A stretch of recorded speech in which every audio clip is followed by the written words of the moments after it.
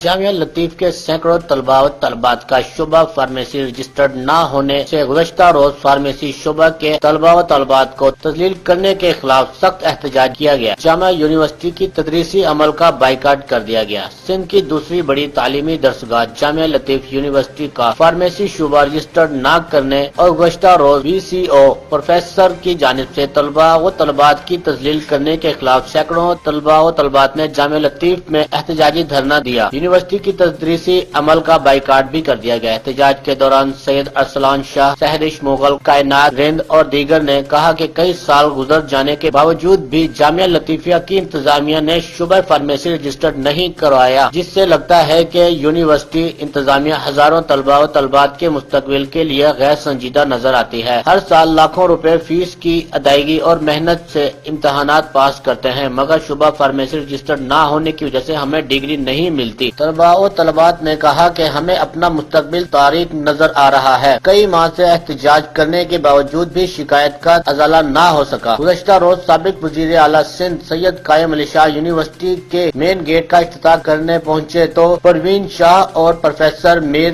منصف تالپور نے طلباء و طالبات کی تذلیل کی۔ ساتھ ہی ہمارے آنے والے مہمان صحافیوں کے بھی موبائل توڑ دیے گئے ہیں، جس کی وجہ سے آج جامعہ یونیورسٹی کا مکمل بائیکاٹ کیا گیا ہے۔ ہم اعلیٰ حکام سے مطالبہ کرتے ہیں کہ جامعہ لطیف کے شعبہ فارمیسی کو فوری رجسٹر کر کے ہزاروں طلباء و طالبات کے مستقبل کو بچایا جائے۔ کیمرہ مین صدام نارنجو کے ساتھ عمران راجپیر، راج نیوز، سکھر۔